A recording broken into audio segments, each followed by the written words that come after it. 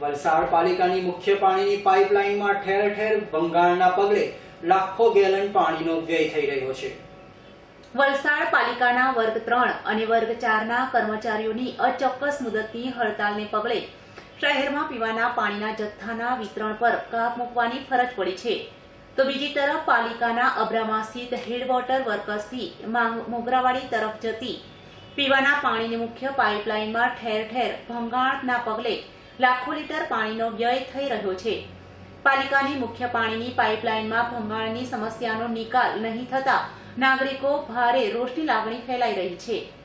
વલસાડ પાલિકાના અબ્રામા સ્થિત હેડવોટર વર્કર્સ ખાતેથી અબ્રામા ખોડિયાર હોટલના પાછળથી મોગરાવાડી તરફ જતા માર્ગ પરથી પાલિકા હસ્તકની પીવાની મુખ્ય પાઇપલાઇન પસાર થાય છે।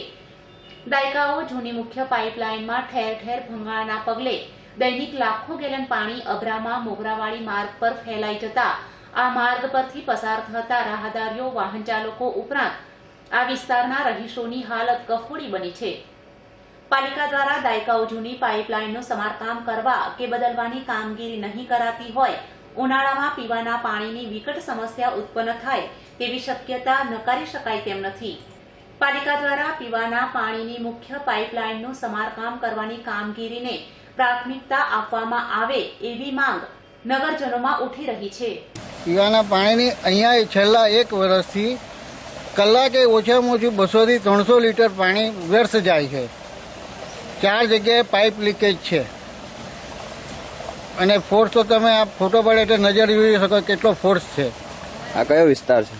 આ અબ્રામા કહેવાય। આ પાણીની જે ભંગાર થાય તે કઈ પાઇપની લાઈનની છે?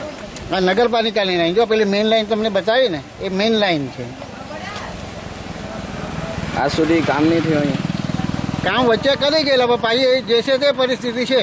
બહારના માણસો આવેલા એ સવારે બપોરે સાંજે અહીંયા કપડાં ધોએ છે અને અહીંયા એ લોકો નાહી પણ છે। અમૃત પટેલનો રિપોર્ટ S9 ન્યૂઝ વલસાડ।